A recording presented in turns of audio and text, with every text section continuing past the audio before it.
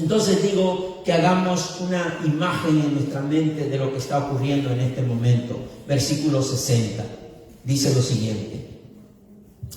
Al oírlas, muchos de sus discípulos dijeron: dura es esta palabra, ¿quién la puede oír? Se está refiriendo a todo lo que Jesús ha enseñado en el capítulo 6, sobre todo, como dijo mi hermano Carlos en la última predicación que tuvo, cuando Jesús se presenta como el pan de vida, y Jesús le dice: el que come de este pan, el que come de mi cuerpo y bebe de mi sangre, vivirá para siempre. Y eso fue un escándalo para muchos en ese momento. Y por eso que continúa este pasaje y Jesús dice, el Evangelio dice, al oírla, muchos de sus discípulos dijeron: dura es esta palabra, ¿quién la puede oír? Sabiendo Jesús en sí mismo que sus discípulos murmuraban de esto, les dijo: ¿esto os ofende? Pues qué, si vieseis al Hijo del Hombre subir a donde estaba primero. El Espíritu es el que da vida, la carne no aprovecha para nada. Las palabras que yo os he hablado son espíritu y son vida, pero hay algunos de vosotros que no creen, porque Jesús sabía desde el principio quiénes eran los que no creían y quién le iba a entregar. Y siguió diciendo: por eso os he dicho que nadie puede venir a mí si no le ha sido dado del Padre. Desde entonces muchos de sus discípulos se volvieron atrás y ya no andaban con él.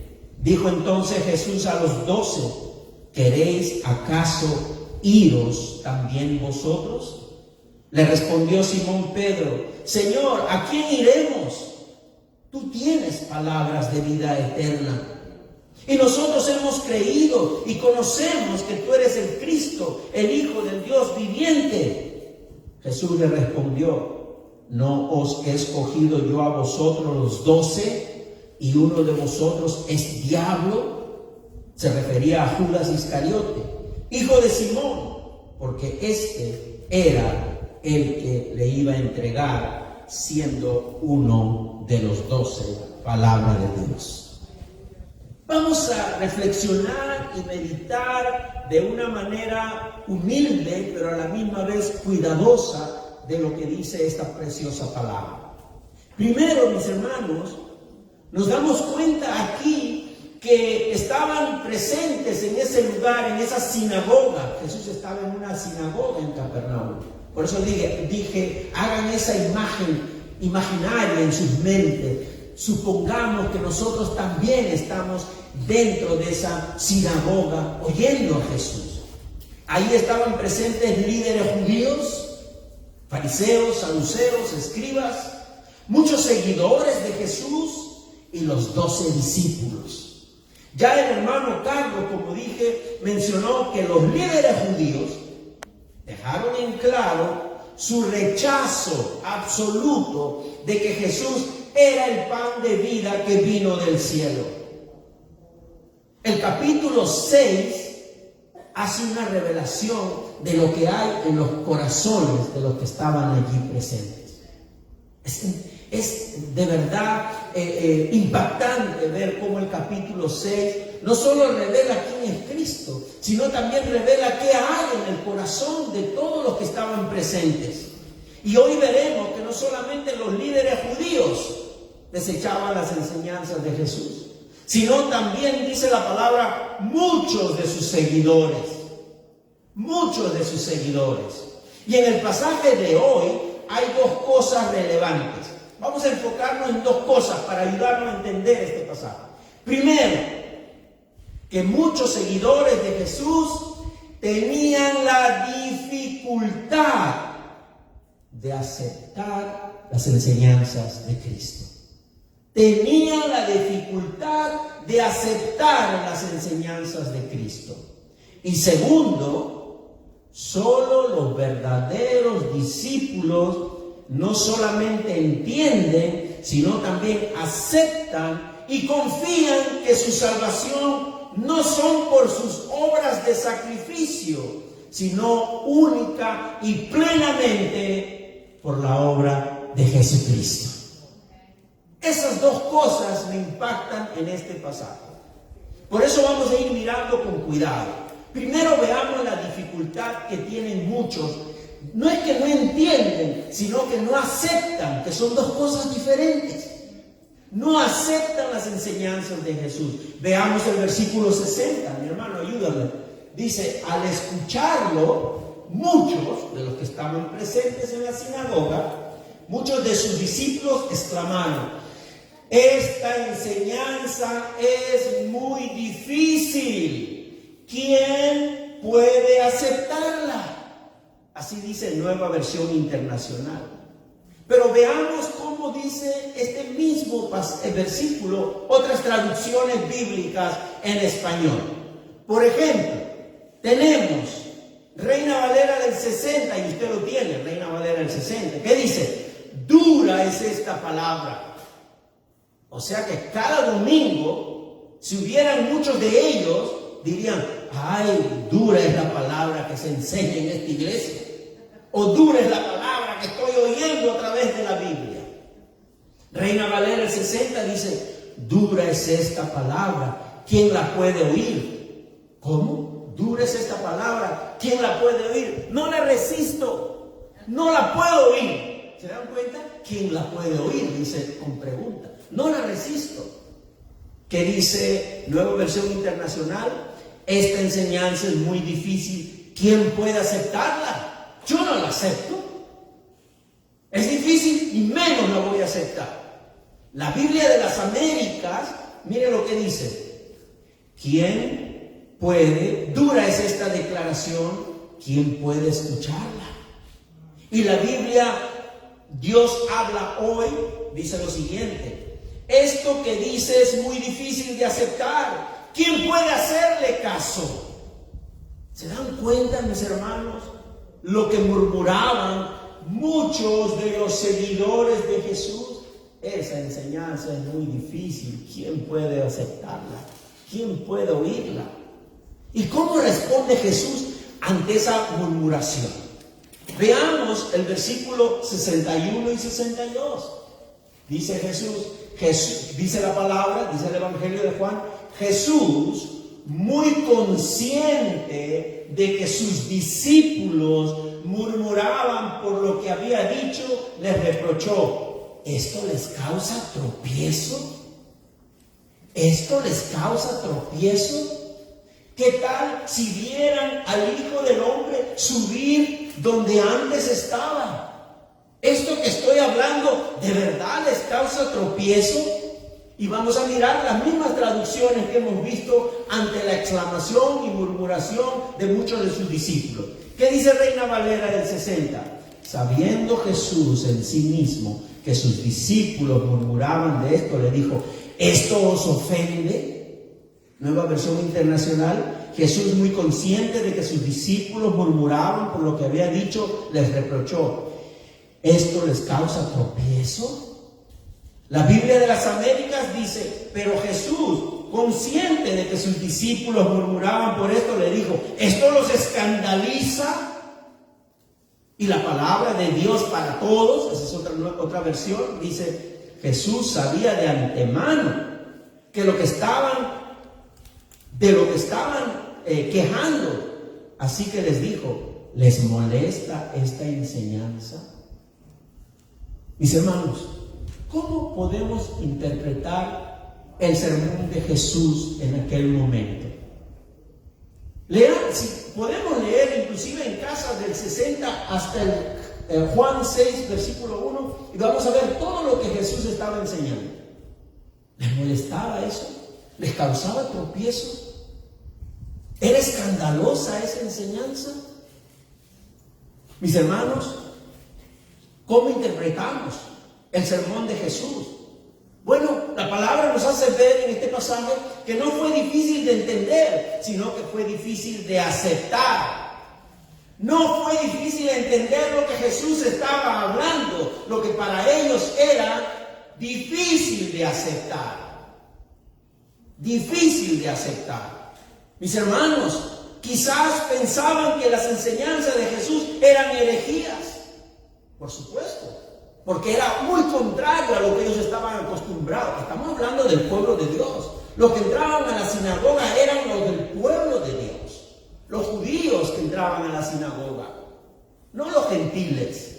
Los judíos entraban a la sinagoga. El pueblo de Dios que venían desde el Antiguo Testamento, generación tras generación, adorando y alabando a Jehová, profundizando en las Escrituras. Ellos estaban escandalizados de lo que Jesús enseñaba. Mis hermanos, mis hermanas, el punto crítico fue el tema de que Jesús se presenta como el pan de vida y que Él es la vida. Ese fue el punto crítico. Eso es lo que derramó, como dice, ¿verdad? Derramó el agua del vaso. Se derramó la copa con eso. Explotó el problema. Mi hermano, mi hermana, es necesario recordar lo que Jesús estuvo enseñando. Cuidado, ¿qué pasó? Como que Raulito saltó y dije, ¿qué pasó? Es necesario recordar lo que Jesús estaba enseñando. ¿Amén? Amén. Muy bien. Esta es la hora importante, no para dormir, es la hora importante para oír, ¿verdad? Pero bueno, vamos a seguir. Mis hermanos, vamos a mirar lo que Jesús estuvo enseñando, así como a vuelo de pájaro, así rapidito nada más. Juan capítulo 1. ¿Qué nos dice el Evangelio de Juan? Que Él es el Verbo, ¿verdad? Y que ya existía con Dios desde el principio y que Él era Dios. Eso es lo que enseña Juan capítulo 1. Que Jesús es el Verbo, que Él ya existía desde antes y que Él era el Verbo y que el Verbo era Dios, por lo tanto Jesús era Dios. ¿Qué nos dice más? ¿Qué más nos dice Juan capítulo 1? También nos habla que Él era la luz y todo fue creado por medio de Él. Él era la luz y todo fue creado por medio de Él. También Juan, ¿qué dice en el capítulo 1? Mas a cuantos lo recibieron, les dio el derecho de ser hijos de Dios, que no nacen de sangre, de carne, ni de voluntad humana, sino que nacen de nuevo por voluntad de Dios.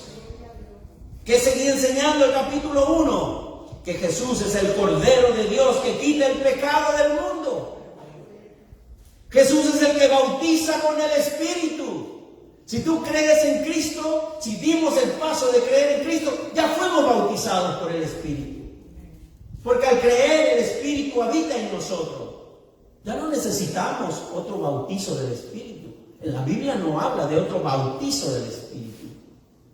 Mi hermano, mi hermana, ¿qué más nos dice el capítulo 1? El capítulo 1 nos dice que Jesús es el que bautiza con Espíritu. Jesús es de quien escribieron los profetas y Moisés escribieron acerca de Jesús. ¿Qué más nos dice el libro de Juan? Que Jesús ya conocía a Natanael antes de que el joven venga a él. Todo eso nos habla el capítulo 1. ¿Qué nos dice el capítulo 2? Que Jesús convirtió el agua en vino. ¿Qué más? Que Él es la resurrección. Capítulo 3, cuando Jesús le dijo a Nicodemo, es necesario nacer de nuevo por el Espíritu para ser salvo. Capítulo número 4, que Él es el agua de vida.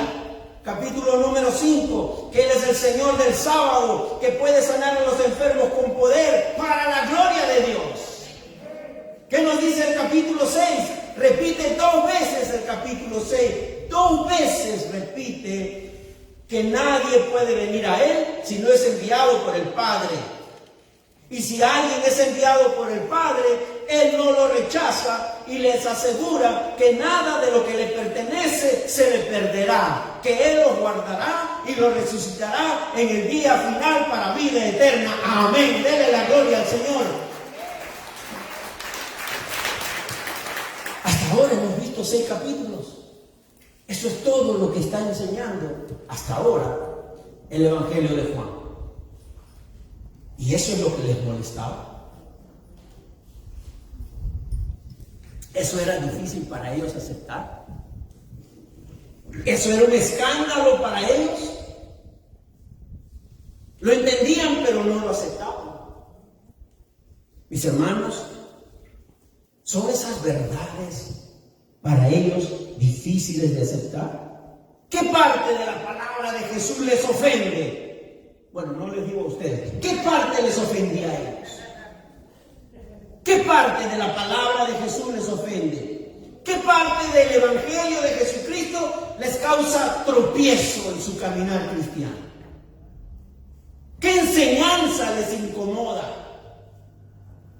Cuando la palabra es entregada de manera consciente, pura, a través del Espíritu, ¿por qué les molesta? ¿Por qué les causa tropiezo?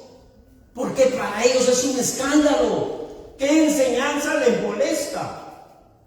Y según aprendemos más y más de cómo ellos practicaban su vida de santidad, notamos dos problemas. Dos problemas en esa forma que ellos tenían de caminar en una vida de santidad. Primero, la rebeldía de no aceptar a Jesús como único camino en relación con Dios. Jesús es el único camino, no hay otro. Por eso que no podemos decir, como dice esa frase trillada, ¿verdad? Todos los caminos conducen a Roma. Sí, es verdad, todos los caminos conducen a Roma. Pero no todos los caminos conducen al Dios verdadero. Solamente Jesucristo. Mis hermanos, una vida de fe agradable a Dios es creer y confiar plenamente en Jesucristo. Es creer y confiar plenamente en Jesucristo antes de venir a Cristo y después de estar en Cristo. Es seguir creyendo y seguir confiando plenamente en Él. Pero ellos, ¿qué hicieron? Interpusieron sus tradiciones en vez de confiar única y plenamente en Jesús. Sus tradiciones valían más. Sus tradiciones eran el camino perfecto para una comunión íntima con Dios. Sus prácticas legalistas eran lo único que tenía valor.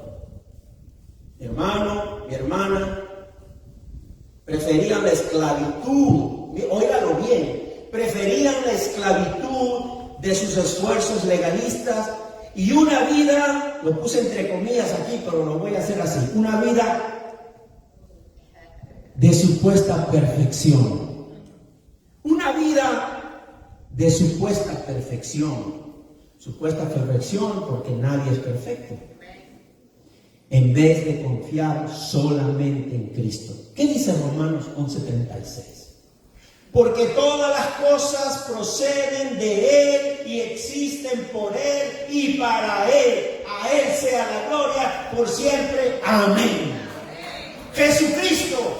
Vamos a ponerlo en su contexto correcto. ¿Qué dice? Porque todas las cosas proceden de Jesucristo y existen por Jesucristo y para Jesucristo. A Jesucristo sea la gloria por siempre. Amén. Él es todo, nuestro todo y el todo de todo. Gloria a Dios. Bendito eres, Señor, con tu palabra. Dios lo hizo todo por Cristo. Dios lo hizo todo por Cristo, a través de Cristo y solo por medio de Cristo. Solo por medio de Cristo. No más sacrificios humanos, ni tampoco sacrificios de animales. Estábamos en el estudio bíblico del libro de Santiago. De verdad que nos gozamos también teniendo el libro de Santiago, porque tenemos un estudio en campo abierto. Y no solamente estamos los creyentes, sino también se acercan los mosquitos y todo tipo de bugs alrededor nuestro. Pero nos gozamos. Ellos nos pican y nosotros aléjate de aquí. Pero nos gozamos. ¿Y qué aprendemos ahí? Estamos aprendiendo que era terrible realmente. Dios ya no soportaba tanto sacrificio. Cuando el sacrificio que Dios pedía era el sacrificio de una transformación del corazón. ¿Cuántos animales eran sacrificados anualmente para pedir el perdón de los pecados ante Dios, y el año que viene otra vez sacrificar más animales, y quizás el doble, porque los pecados en vez de bajar seguían aumentando. ¿Qué dice Isaías capítulo 1, versículos 11, 12 y después el 18? Dice, así dice el Señor a través del profeta Isaías. Oiga lo que dice Dios en el Antiguo Testamento a través del profeta Isaías. ¿De qué me sirven sus muchos sacrificios? Dice el Señor. Harto estoy de holocaustos de carneros y de la grasa de animales engordados. La sangre de toros, corderos y cabras no me complace. Ya el Señor está harto de tantos sacrificios, de tanta práctica religiosa. Sigue adelante. ¿Por qué vienen a presentarse ante mí? ¿Quién les mandó traer animales para que pisotearan los atrios? Dice el Señor. Y sigue adelante en el versículo 18. Vengan, dice el Señor, pongamos las cosas en claro. Vamos a poner las cosas en claro, dice el Señor. ¿Son sus pecados como escarlata? ¿Son sus pecados sucios? ¿Son sus pecados realmente horrorosos? Y mire lo que dice el Señor: quedarán blancos como la nieve. No dice, tienes que ponerla blanca como la nieve. Haz tu esfuerzo para que tu pecado sea blanca como la nieve. No dice eso. Quedarán, porque Él se encargará de blanquearlas, de transformarlas, de renovarlas. ¿Qué más dice? Son rojos como la púrpura, quedarán como la lana. Ellos son, cuando digo ellos, Padre, Hijo y Espíritu Santo, son los que tienen el poder para transformar tu corazón.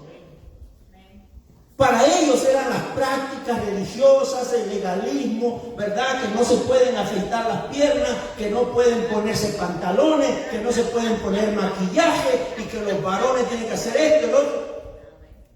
Esa era la escalera de ellos para alcanzar la salvación. Mi hermano, mi hermana, ¿de qué les servía la esclavitud de prácticas religiosas, de obras legalistas, cuando el problema era la falta de fe en Jesús? Ese era el problema, la falta de fe y la falta de confianza solo en Cristo, solo en Jesús. Porque eso sí transforma corazones.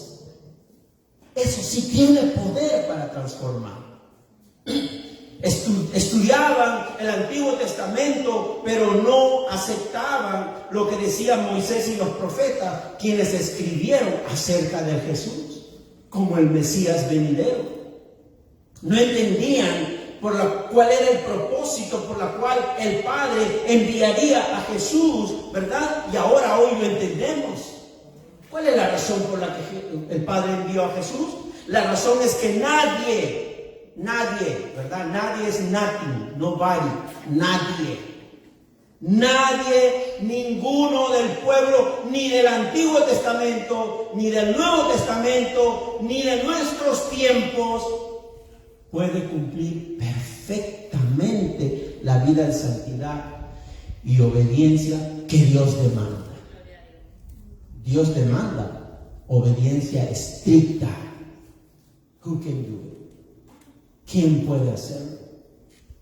Mi hermano, mi hermana, es por eso. Esa es la razón por la que Dios envió a Cristo, para salvar tu vida y la mía, para traerte a la gracia, para traerte al perdón, para traerte a la salvación, para hacerte de ti una nueva criatura. Esa es la razón. Mis hermanos, mis hermanas, esa es la razón por la que Dios envió a su Hijo, para que todo el que crea en Él no sea condenado por sus pecados y su falta de obediencia perfecta.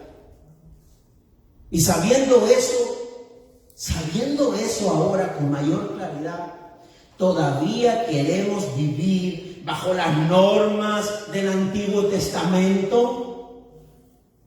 ¿Todavía? ¿Es true? ¿Es verdad eso? que todavía queremos vivir bajo las normas del Antiguo Testamento sin Cristo, mi hermano, mi hermana, déjenme hacer varias preguntas. ¿Acaso no falló Abraham? ¿Falló o no falló Abraham? Sí, falló. ¿Acaso no falló Moisés? Claro que sí. ¿Y David, la joyita, falló o no? La joyita David. ¿Y de qué manera falló? ¿Los profetas fallaron? Claro que sí.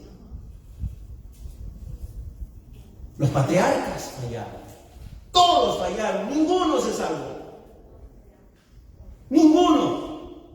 Y otro aspecto que les impedía a este grupo que se encontraban en la sinagoga oyendo a Jesús era aceptar las palabras de Jesús, porque todo lo interpretaban de manera carnal. Todo lo interpretaban carnalmente, de manera literal y estricta. Cuando Jesús, ¿qué dijo Jesús en Juan 6:51, mi hermano? Dijo: yo soy el pan vivo que bajó del cielo. Si alguno come de este pan, vivirá para siempre. Este pan es mi carne que daré para que el mundo viva. Si yo le doy ahorita el ejercicio de interpretar esto de manera literal, ¿qué es lo que usted entiende? Hay que comer la carne de Jesús. ¿Dónde está Jesús? Para comer un poco de la carne del brazo o de la pierna o un pedazo del oído. Eso es lo que ellos interpretaban. ¿Y qué más dice? Y para, no lo dice exactamente ahí, pero anteriormente también habla de la sangre. El que bebe mi sangre ya no tendrá sed, vivirá para siempre. O sea, hay que beber la sangre de Jesús. Eso es lo que ellos interpretaban. Y eso es lo que interpretan hasta el día de hoy muchos sacerdotes católicos. La doctrina, la teología católica también enseña eso, que al momento de la Santa Cena tú no estás comiendo una hostia que represente el cuerpo de Cristo, tú te estás comiendo el cuerpo de Cristo. Y eso no es bíblico. No se trata de comer el cuerpo de Cristo. Así pensaban los judíos. Se trata de que el cuerpo y la sangre de Cristo tiene otra manera de ser comida y otra manera de ser bebida. Mi hermano, mi hermana, ellos pensaron en el cuerpo de Jesús, pero no como sacrificio entregado en la cruz para salvación. Y sobre la sangre no pensaron correctamente, sino que sobre la sangre no pensaron como un derramamiento voluntario de la sangre de Jesús para el perdón de pecados. Con mentes carnales interpretaban literalmente lo que debía entenderse de manera espiritual. Todo lo interpretaban de manera literal. Por eso hay que tener mucho cuidado, mis hermanos. Mucho cuidado cuando estudiamos la Biblia. Porque lamentablemente, si no tenemos las herramientas para poder interpretarla, y eso se llama hermenéutica, entonces vamos a interpretar muchas cosas de manera literal que no se deben interpretar de manera literal. Hay cosas que sí, pero hay cosas que no. Porque no todo es de manera carnal o de manera, digamos así, literal. Mucho de eso es de manera espiritual. Por eso que nosotros estamos comprometidos en esta iglesia de poder brindar todas esas herramientas a los hermanos para que tengan una mejor forma de mirar la palabra de Dios. O no tanto una mejor forma, sino la forma correcta de mirar la palabra de Dios e interpretarla. Pero sigamos adelante, mis hermanos. ¿Estamos bien hasta ahora? ¿Todo se comprende hasta ahora? No les molesta nada de lo que se está enseñando Jesús, ¿verdad? No los escandaliza nada tampoco. Bueno, muy bien. Estamos bien entonces. Notemos los versículos del 63 al 65.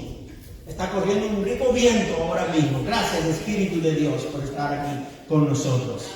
63 dice: el Espíritu da vida, la carne no vale para nada. Las palabras que les he hablado son espíritu y son vida. Sin embargo, hay algunos de ustedes que no creen. Es que Jesús conocía desde el principio quiénes eran los que no creían y quién era el que iba a traicionarlo. Así que añadió: Por eso les dije que nadie puede venir a mí a menos que se lo haya concedido el Padre. ¡Wow! ¡Qué lindo! Gracias, Señor. Tú lo haces todo. Jesús prosigue. El Espíritu es el que da vida, dice Jesús. La carne para nada aprovecha. Y muchos interpretaron eso. Pues como la carne no aprovecha para el día final, hagamos lo que querramos con la carne. Dejemos que la carne nos guíe a donde sea.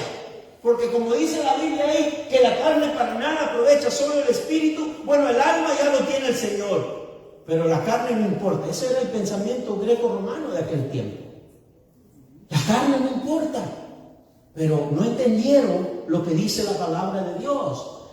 Cuando dice Jesús, el Espíritu es el que da vida, la carne para nada aprovecha, Jesús quiere decir que lo que otorga y sostiene la vida física también, la vida eterna, es el Espíritu de Dios, es su persona en Cristo, es el Espíritu de Cristo, es la persona de Cristo, es la obra de dar su cuerpo para que su cuerpo sea destruido y su sangre para que sea derramada en la cruz del Calvario. A eso se estaba refiriendo Jesús. Mis hermanos, Jesús le dice las palabras siguientes: yo os he hablado y mis palabras son espíritu y son vida.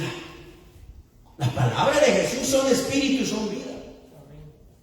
Y qué lindo que tenemos algunas Biblias donde las palabras de Jesús están en rojo. Oiga, esas palabras tienen vida. No son letras muertas. Son palabras vivas, no porque están en rojo, sino porque son palabras de Jesús.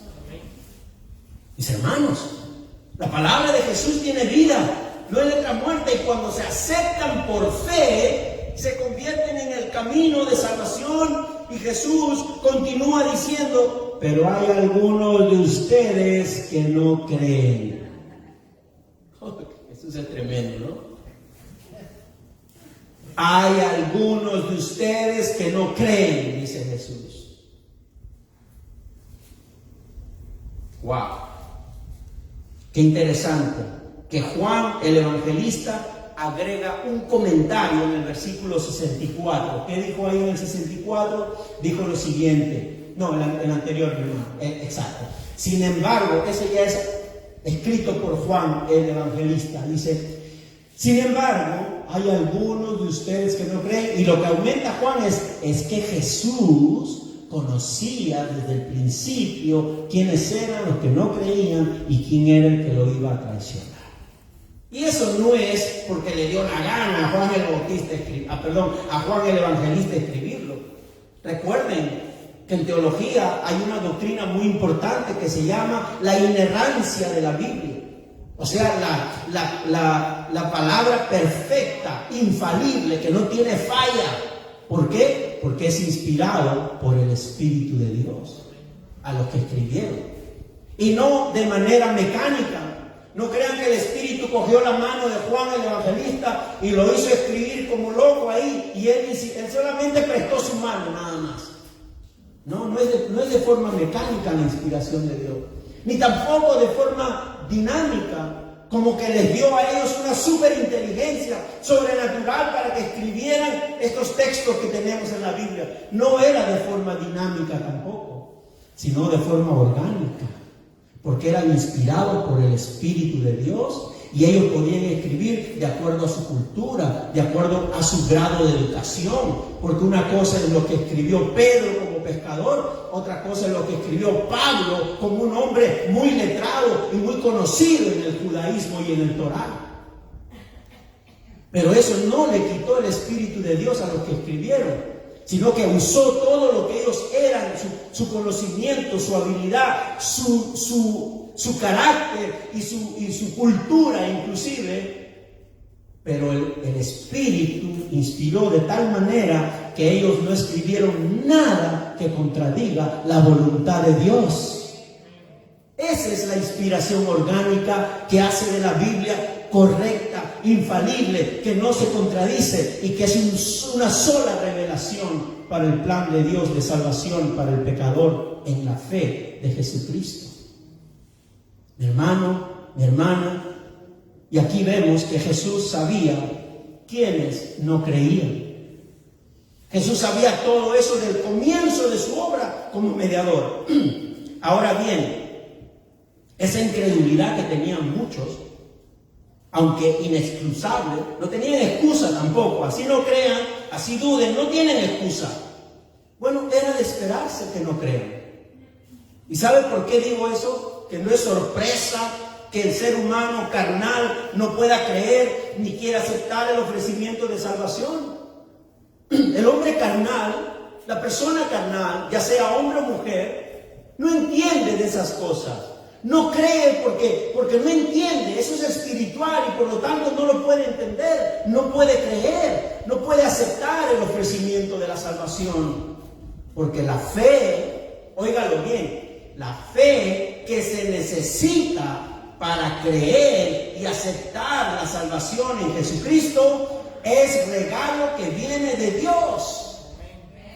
La fe para creer y aceptar a Jesucristo y sus enseñanzas es don de Dios, dádiva de Dios, regalo de Dios, viene de Dios, no la producimos nosotros. Mi hermano, mi hermana, Jesús confirma esa verdad que estoy hablando en este momento con otras palabras en el verso 65. ¿Sabe cómo confirma lo que estoy diciendo Jesús? Verso 65, que está ahí también escrito, dice lo siguiente. Dice, por eso les dije que nadie puede venir a mí a menos que se lo haya concedido el Padre. Jesús dice, nadie puede venir a mí a menos que el Espíritu de Dios no se lo haya concedido, no lo haya traído, no me lo haya entregado. Mi hermano, mi hermana, note la secuencia. Mire la secuencia. Mire primero, nadie puede alcanzar la salvación a menos que venga Jesús.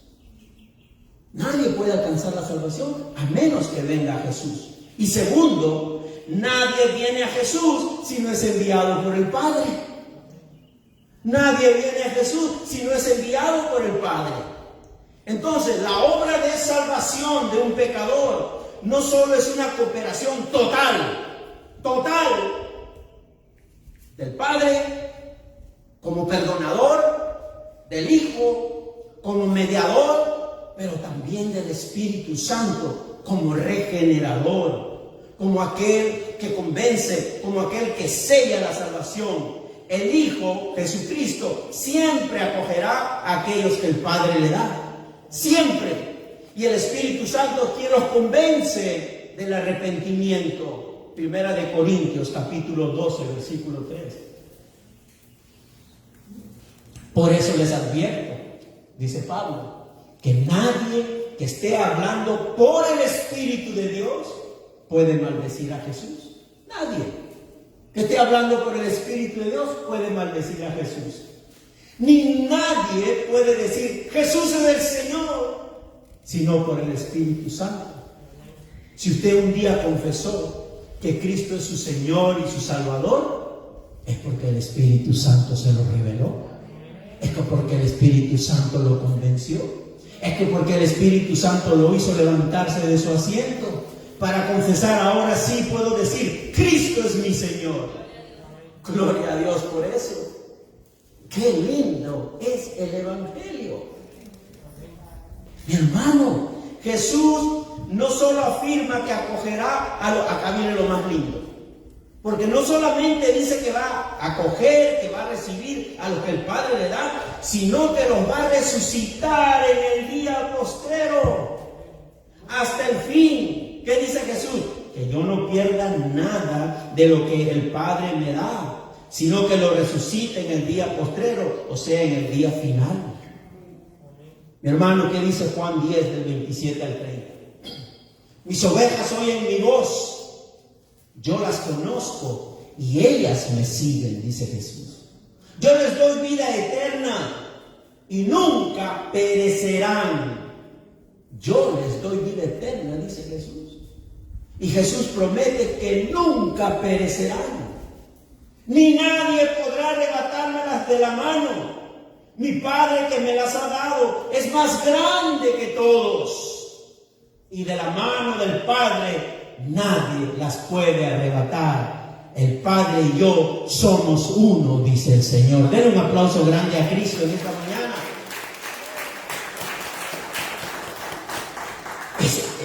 Eso les molestaba. Eso les causaba tropiezo. Eso los escandalizaba. Oiga, al contrario, me rindo, le doy gracias a Dios que en su gracia me ha salvado por decisión de Él, en el momento que Dios lo decide. La promesa es que los creyentes sinceros y genuinos que trajo el Padre a Jesús sean guardados y protegidos hasta el fin. Inclusive no serán condenados. Mi hermano, alégrese, gócese. No serán condenados en el tribunal celestial. Pastor, no prometa algo que no es verdad. Bueno, Romanos, y yo no estoy prometiendo nada. Yo simplemente hago eco de lo que dice la palabra. ¿Qué dice Romanos capítulo 5, versículos del 9 al 11? Y ahora que hemos sido justificados por su sangre. ¿Cuántos han sido justificados por la sangre de Cristo? Si usted ha creído en Cristo, usted es justificado por la sangre de Cristo. Cuanta más razón, por medio de sus obras, por medio de sus sacrificios, por medio de sus prácticas religiosas. No dice eso. Por medio de Él, dice la palabra. Por medio de Él seremos salvados del castigo de Dios. Seremos salvados del castigo de Dios. Porque si cuando éramos enemigos de Dios fuimos reconciliados con Él, mi hermano, recuerde, usted y yo no éramos joyitas para que el Señor nos traiga a su reino. Bueno, de repente usted sí lo era, pero yo no. Nosotros éramos, ante los ojos de Dios, de ese Dios 3 veces santo, éramos despreciables. El pecado rebalsaba, salía hasta por los poros de nuestra piel. Pero Él en su misericordia a través de Cristo nos trajo la salvación. Porque éramos enemigos de Dios. No éramos angelitos. Sí, yo sé que mi hermano ahí seguro que cuando nació Consuelo le dijo: ¡ay, qué lindo mi angelito! Ya, sí, se ven angelitos. Mi mamá me veía como un angelito. Pero era un ángel, un diablito disfrazado de angelito. Es diferente. Nací con el pecado. Nacimos condenados. Nacimos pecadores. Y la palabra dice que éramos enemigos de Dios y fuimos reconciliados con Él mediante la muerte de su Hijo. Con cuánta más razón, dice Pablo, habiendo sido reconciliados, seremos salvados por su vida. Y no solo esto, sino que también nos regocijamos en Dios por nuestro Señor Jesucristo. Pues gracias a Él ya hemos recibido la reconciliación. Gloria a Dios. Den un aplauso grande al Señor. Ya estamos reconciliados. Desde que usted se casa, es una reconciliación humana de dos pecadores. Yo hablo del matrimonio. ¿Acaso no hay discusiones en el camino? ¿No hay alejamientos a veces? A veces no hay desgano, a veces no hay desgaste, a veces no hay que no nos prestamos atención. Pero ya hemos sido reconciliados. Tenemos un compromiso que seguir adelante. Mi hermano, ya somos reconciliados. Ya no habrá condenación para nosotros los que hemos creído en Cristo. Por Él, por medio de Él y para Él. Bendito eres, Señor. Entonces, mis hermanos, todos estos pasajes que estamos viendo nos enseñan que el Evangelio de Jesús, estos son fundamentos del Evangelio de Jesús. Fundamentos bíblicos que no se pueden remover. Son sellos, es un sello que no se puede quebrantar o alterar. Y yo como pastor de esta iglesia no tengo la autoridad para omitir esas verdades.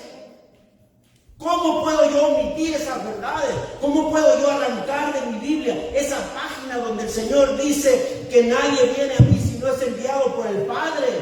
para no quitarle el mérito que se había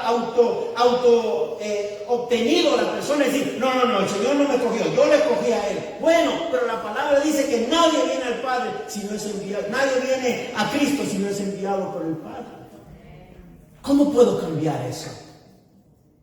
Entonces me quedo como, voy a usar la Biblia de Thomas Jefferson entonces. ¿Se acuerdan cuando le hablé la Biblia de Thomas Jefferson? Él comenzó a arrancar las páginas que a él no le gustaban, que él no aceptaba. Y terminó con una Biblia más delgadita que el Nuevo Testamento. O sea que la Biblia para él era lo que le gustaba nada más. No podemos vivir con una Biblia así. Mi hermano, mi hermana. Yo doy gracias a mi hermano Gilberto por haberme regalado hace un par de meses atrás esta teología sistemática de Meyer Perlman.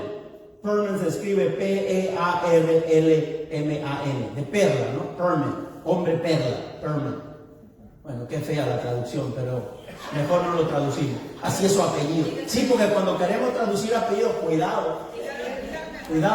Mis estudiantes me dicen, you are Palace. Oh, you are a rich man, you are Palace.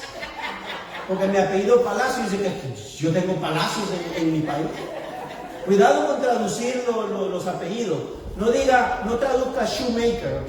Déjenlo así como Shoemaker. Teología sistemática.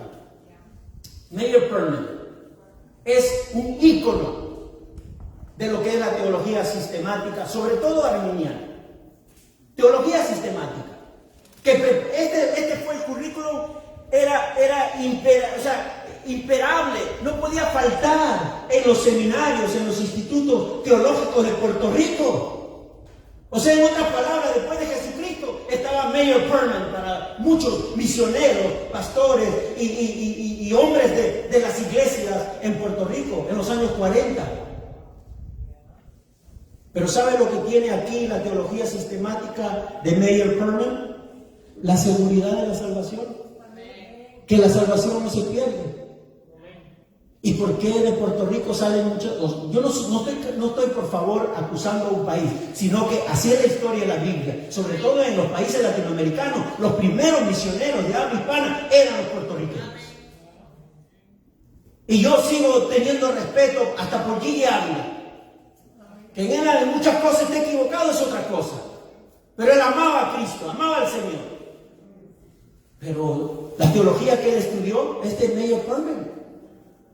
¿Y por qué no enseñaba que la salvación es segura y que la salvación no se pierde? Si aquí está en este currículum. Yo entiendo que prefirieron no enseñarla para evitar, mi hermano, que si tú le dices al cristiano que la salvación no se pierde, se va a perder peor. ¿Qué daño nos hicieron? ¿Por qué? Porque entonces ahora hay que usar otras legalidades, otro legalismo, otras cosas para asegurar que la salvación no se pierde. Hay otros que dicen, ya Jesús hizo lo que él tuvo que hacer, ya que se quede quieto en la cruz, que ahora me toca a mí hacer lo mío. Excuse me. Hermano, la salvación no se pierde, pero la escondieron, por si acaso. Que de verdad los hermanos se van a perder si le decimos que todo lo hizo Cristo, se van a perder. No, mis hermanos, yo no puedo omitir esas verdades. Yo no sé lo que significa eso para usted, pero si usted es un cristiano sincero, una cristiana sincera, usted no va a salir pensando que ahora tiene licencia para pecar porque su salvación no se pierde. Al contrario, va a vivir humildemente, entregado al Señor por amor, dando buen testimonio que Él transformó su vida y que Él le da la salvación aún sin merecerla. ¿O acaso usted quiere que sus hijos le obedezcan a usted por miedo y no por amor? Es que nos enseñaron una teología del miedo, del Dios látigo. Que si yo tropiezo, ya perdí todo. ¿Dónde dice que si tropiezas pierdes todo? Dice si practicas, si andas, si vives como los impíos, haciendo todas las cosas abominables, dice la palabra. Así sí. Y si es eso, mi hermano, hágase una evaluación. ¿Es verdad usted un cristiano? Bueno, aquí está el currículum. Yo no sé qué es lo que sucedió. quizás tuvieron buena intención, pero terminaron dañando el evangelio puro de Jesucristo, llevándose la gloria a ellos en vez de darle la gloria a Cristo. Mi hermano, mi hermana, ¿qué dicen los versículos 66 y 67? Avancemos. Dice lo siguiente: desde entonces muchos de sus discípulos le volvieron la espalda y ya no andaban con él. Ojo, lo que interpretamos de manera literal no es que le volvió la espalda, es que lo abandonaron. Lo abandonaron, se fueron, se fumaron. Bye bye, no más te vamos a ver. Se fueron. ¿Qué dice la palabra? Así que Jesús les preguntó a los 12: ¿también ustedes quieren marcharse? Señor, contestó Simón Pedro, ¿a quién iremos? Tú tienes palabra de vida eterna. Luego vamos a continuar leyendo el resto. Mi hermano, mi hermana, la palabra nos muestra que muchos de los seguidores de Jesús lo abandonaron, se fueron. Y cada domingo en muchos púlpitos, en muchas iglesias, también abandonan a Jesús. Porque es que ni lo mencionan. Ni lo mencionan en lo absoluto cuando de Él es toda la gloria, toda la honra. Él nos dio la salvación, Él dio su vida. Y si estamos en esa iglesia que se dice cristiana, es por Él y para Él. Amén. Gloria a Dios, den un aplauso al Señor. Es por Él y para Él. Pero en muchos púlpitos ni lo mencionan.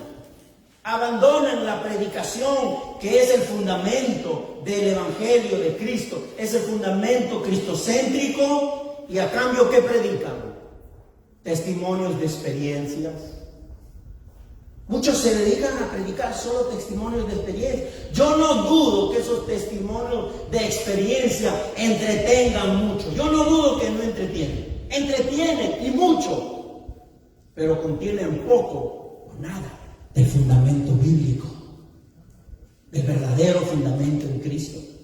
Mis hermanos, estos seguidores de la que habla Jesús le dieron la espalda y lo abandonaron. Volvieron a su antigua forma de vida. ¿Se dan cuenta? O sea, después de haber conocido a Jesús, después de ver tantas cosas en Jesús, mejor, ¿sabe qué? Vámonos a lo que éramos antes. Vamos a vivir la vida real, esa vida religiosa, esa vida de sacrificio. Yo quiero sacrificarme.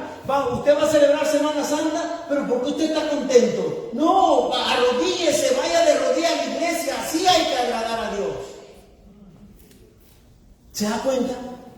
Volvieron a sus costumbres, volvieron a sus prácticas, volvieron a su forma antigua de vivir la santidad que según ellos pensaban. Cambiaron la libertad de vida que ofrecía Jesús por la esclavitud de las prácticas legalistas. Estaban esclavizados de las prácticas legalistas. ¿Y qué dice el versículo 67? Dice claramente el 67, a ver, ¿también ustedes quieren marcharse? Le dijo Jesús a sus discípulos. Y ahora le habló a los 12 que estaban ahí, a los más íntimos. ¿También ustedes quieren marcharse? Jesús los reta. Jesús nos reta esta mañana. ¿También ustedes quieren marcharse? ¿Quieren volver a su antigua religiosidad? ¿Quieren volver a lo de antes? ¿Creen que lo de antes es más seguro para guardar su salvación que solo creer y tener plena confianza en Jesucristo? Eso es lo que le estaba diciendo Jesús. ¿También ustedes quieren irse? ¿Quieren marcharse? Era el momento perfecto para que ellos respondieran. El momento perfecto para que ellos respondieran. Si en verdad lo seguían porque entendieron quién era Él y aceptaban quién era Él. Si en verdad creían y confiaban solamente en las palabras de Jesús. Si en verdad. ¿Y quién respondió? Simón Pedro es el que respondió, siendo la voz de todos los demás, de los otros 11 discípulos. ¿Qué dice Simón Pedro? ¿A quién iremos? Él responde con una pregunta.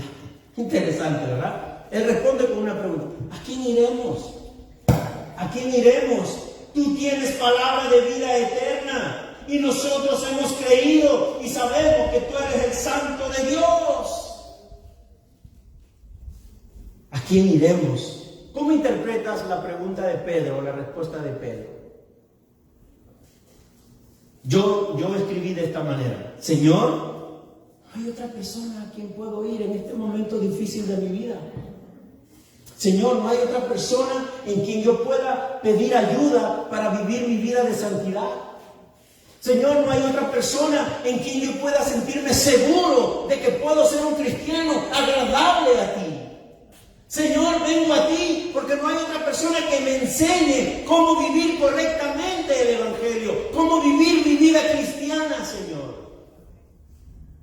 Porque si nos quedamos en el Antiguo Testamento, ¿para qué entonces leemos el Nuevo? No digo que el Antiguo no sirve, sino que digo que debemos interpretar el Antiguo con esperanza de que en Cristo ya no somos condenados. Mi hermano, mi hermana, ya no hay otra persona a quien podemos ir, Señor. No hay otra persona que satisfaga el anhelo del corazón. Tú tienes palabra de vida eterna, Señor.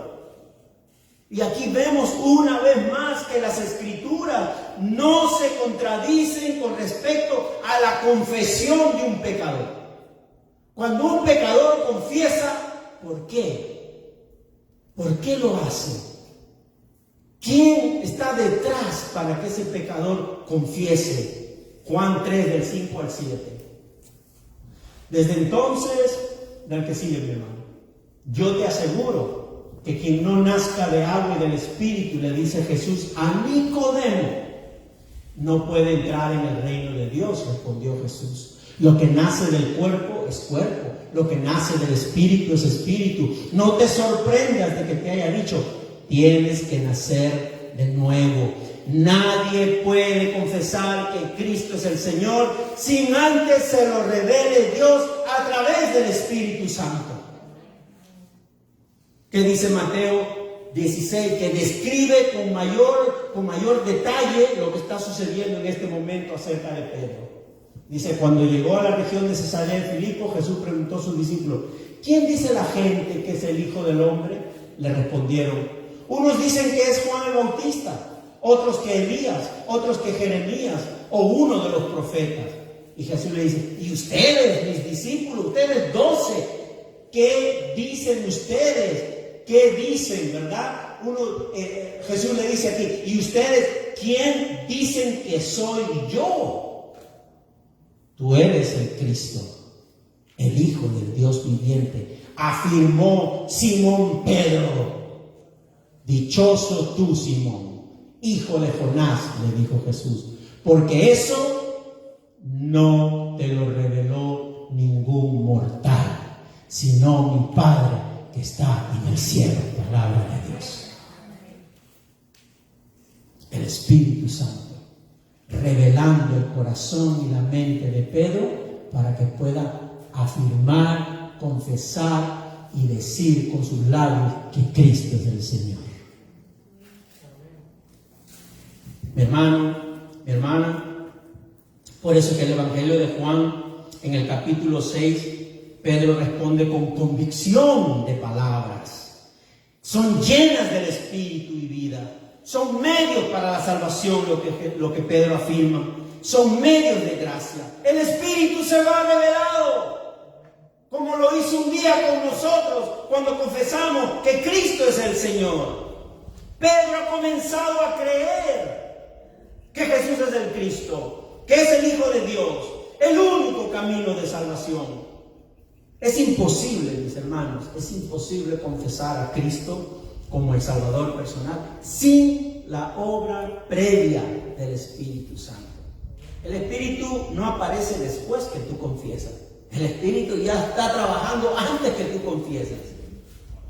¿Qué dice Primera de Tesalonicenses, capítulo 1? Hermanos amados de Dios, sabemos que Él los ha escogido, porque nuestro Evangelio les llegó no solo con palabras, sino también con poder, es decir, con el Espíritu Santo y con profunda convicción.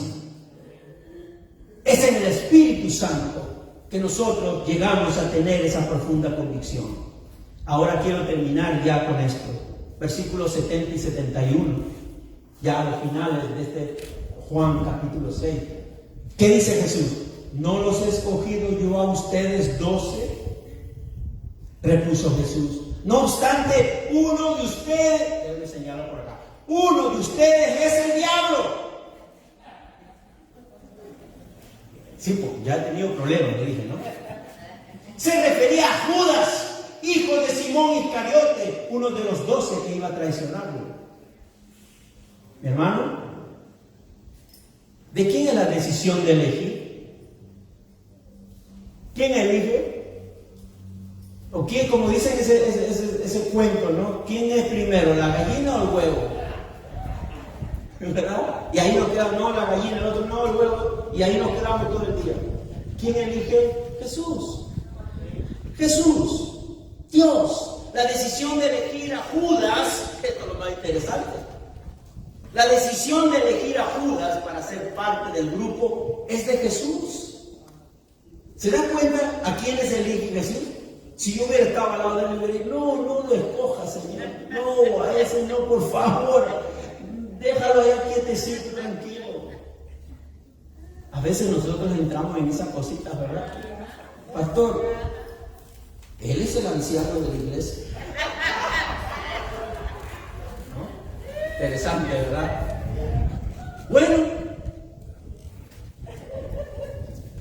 entonces, mis hermanos, Jesús les recuerda a los 11 que Él fue quien lo escogió. Él fue quien lo escogió. En su soberana decisión, Jesús escogió a Judas. Pero tampoco los 11 no eran merecedores de su elección. Ninguno era merecedor de su elección. Porque ahí entramos en ese detalle. Ninguno, después de todo, hubieran sido esos 12 como hubieran sido otros 12. Pero Jesús los escogió. Y Jesús escogió a Judas.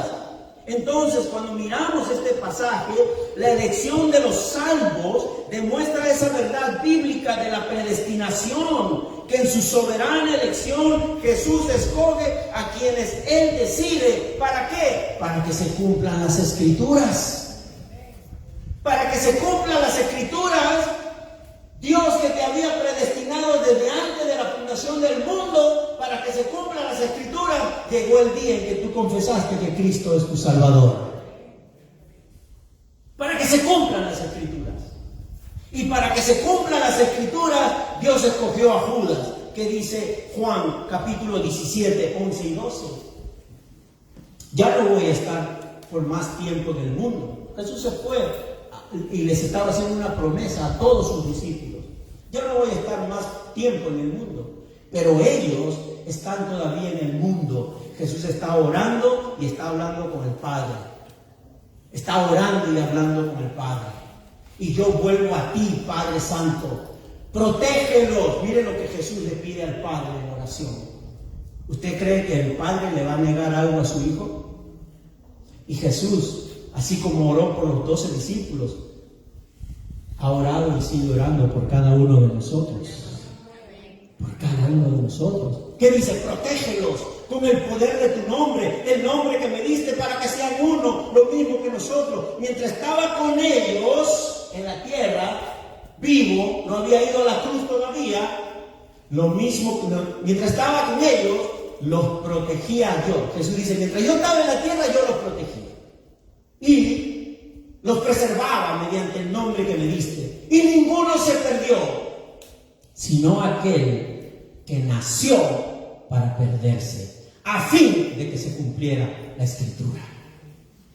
A fin de que se cumpliera la Escritura. Pero es un diablo. Es el diablo mismo, metido entre los 11. Pero Jesús lo sabía. Jesús sabía que era un diablo y así lo escogió. ¿Qué significa diablo? Acusador, falso. Judas era falso. ¿Saben por qué era falso? Porque mientras esos muchos, al escuchar las enseñanzas de Jesús, lo abandonaron porque no aceptaron sus enseñanzas, Judas se quedó con ellos. Y Judas se quedó con Jesús, permaneció con Jesús, pretendiendo estar de acuerdo con el Señor. Entonces, ¿qué nos damos cuenta ahí? Que Dios es soberano para elegir lo que Él quiere, como le place, cuando quiere, para que se cumplan las Escrituras. Gloria a Dios. Para que se cumpla todo lo que Dios ya ha revelado en su palabra. No hay revelación nueva, mis hermanos. Ya todo está revelado. ¿Sabe cuándo yo le voy a decir a usted, o le voy a dar la razón que hay revelación nueva? Cuando usted me diga sinceramente y verdaderamente que usted leyó toda la Biblia, desde Génesis hasta Apocalipsis. Porque todavía no se ha dicho todo. Yo todavía no lo he predicado todo. No hay revelación nueva. Ya todo está revelado. Mi hermano, Jesús también elige a otros. No solamente eligió a un diablo, sino también elige a otros. ¿Para qué? Para transformarlos en discípulos y apóstoles verdaderos de Cristo. Y Él hace de ti y de mí un verdadero discípulo del Señor. Vamos a terminar, mis hermanos, con dos cosas. Y esta vez quiero referirme y quiero dirigirme a aquellos que no han dado ese paso de salvación todavía. Porque Jesús advierte aquí, dice, y algunos no creen, dice. Algunos no creen. Y sabía desde el principio quiénes eran los que no creían. Jesús sabía quiénes eran los que no creían. Por eso decía, ninguno puede venir a mí a menos que le fuera dado por el Padre. Es la obra previa del Espíritu Santo que un pecador llega a entender, un pecador llega a arrepentirse y un pecador llega a aceptar su necesidad de Cristo en su vida para salvación. Si aún no has dado el paso de fe para salvación, si aún no has aceptado a Cristo como tu Señor y Salvador, en esta mañana yo puedo decirle a la persona que me está escuchando que el Espíritu Santo tiene poder para abrir tu corazón. El Espíritu Santo tiene poder para quebrantar lo que está duro. El Espíritu Santo hará que tu voluntad que está muerta reviva alguna necesidad espiritual. Si el Espíritu Santo está obrando en este momento, será posible que el que no quería, ahora quiera. El que era rebelde, ahora sea obediente y confiese a Cristo como su Señor y Salvador. Nada podrá frustrar el arrepentimiento, la confesión del pecador y ser parte del remanente de Dios, del pueblo de Dios. Y esa es mi palabra sincera para aquellos que todavía no han dado el paso de fe, de aceptar a Cristo. No solamente entender sus enseñanzas, pero de aceptar a Cristo. Por eso esta mañana, simplemente puedes abrir tu corazón y decirle, Señor, soy un pecador, entiendo mi necesidad de salvación, perdóname, entra en mi vida y desde hoy confieso que eres mi Señor y mi Salvador. Y desde este momento tienes la promesa de vida eterna y no te perderás porque estás en las manos de Cristo Jesús, tu Señor. Mi hermano, ¿y qué hay para nosotros para despedirnos de este lugar? ¿Qué hay con este pasaje que hemos estudiado en esta mañana? Porque Jesús nos repite esta mañana que Él es el pan de vida. ¿Cuántos dicen amén? Amén. Jesús es el pan de vida. Usted me va a decir, pero pastor, ya yo me lo comí. Porque el día que yo lo acepté, ya me comí ese pan. Un momento. Él no es solamente el pan de vida el día que tú confesaste su nombre. Él es el pan de vida que sostiene tu vida, no solamente física, pero también espiritual, en este momento y para siempre. Gloria a Dios. Él es el pan de vida. El único que tiene poder para ofrecer vida eterna y sostener la salvación. Hemos recibido la salvación solo por gracia. Mi hermano, mi hermana, solo por gracia, sola gracia, uno de los cinco elementos importantes de la verdadera reforma del Evangelio en el tiempo de Lutero. Sola gracia, solo por gracia hemos sido salvados y no por esfuerzo humano.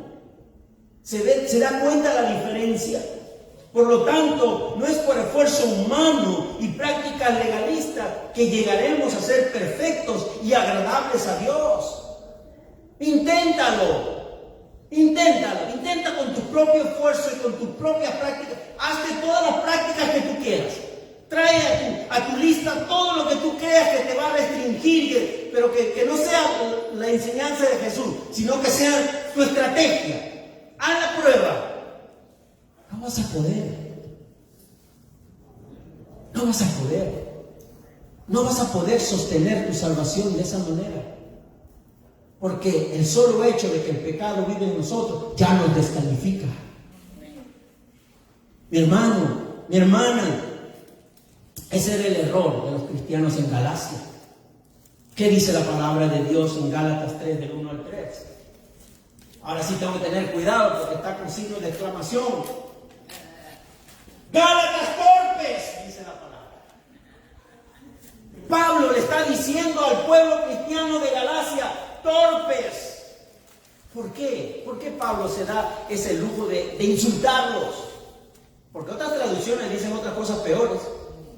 Aquí por lo menos, torpes. ¿Quién los ha hechizado a ustedes, ante quienes Jesucristo crucificado ha sido presentado tan claramente? Solo quiero que me respondan a esto. ¿Recibieron el Espíritu por las obras que demanda la ley o por la fe con que aceptaron el mensaje? Tan torpes son. Después de haber comenzado con el Espíritu, pretenden ahora perfeccionarse con esfuerzos humanos. ¡Wow! Pablo, vas a perder los miembros de la iglesia de Galacia.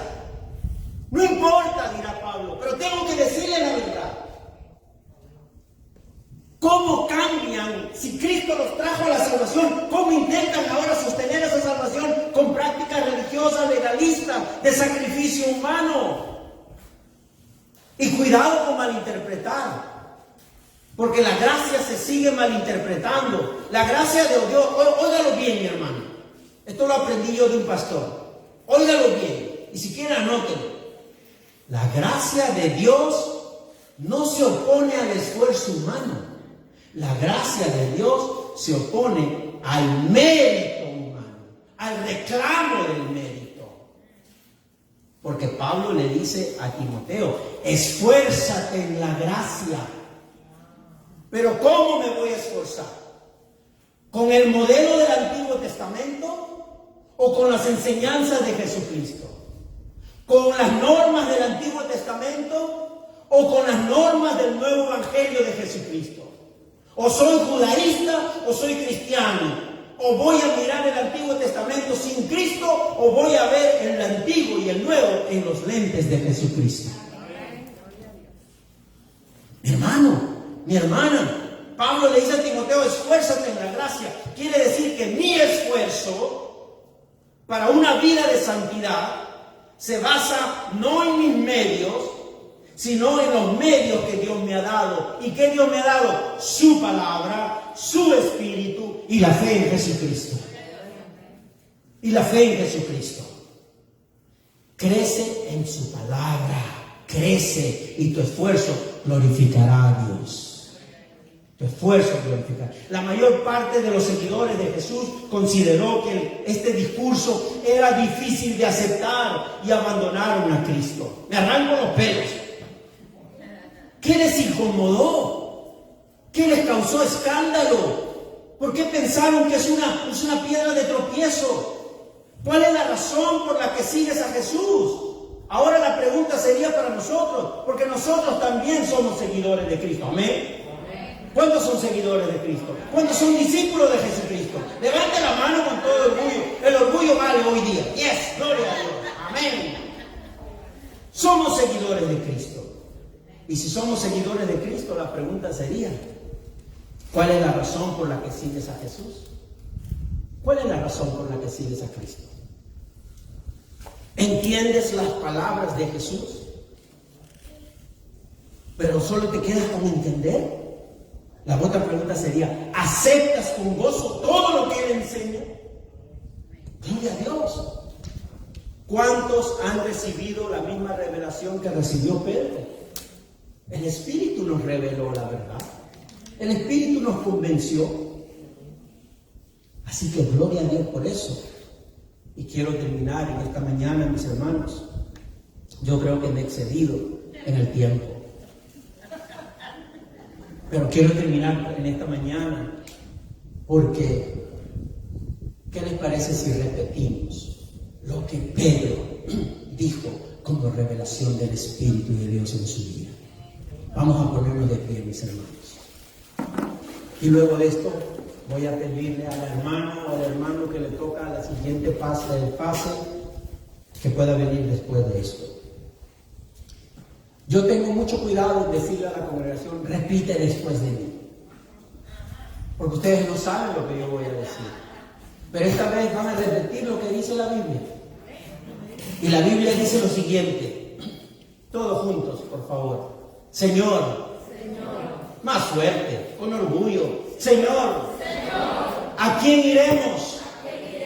Tú tienes palabras de vida eterna. Y nosotros hemos creído. Y conocemos que tú eres el Cristo, el Hijo del Dios viviente. En el nombre del Padre, del Hijo y del Espíritu Santo, y todo el pueblo de Dios dice amén. Den un aplauso grande al Señor.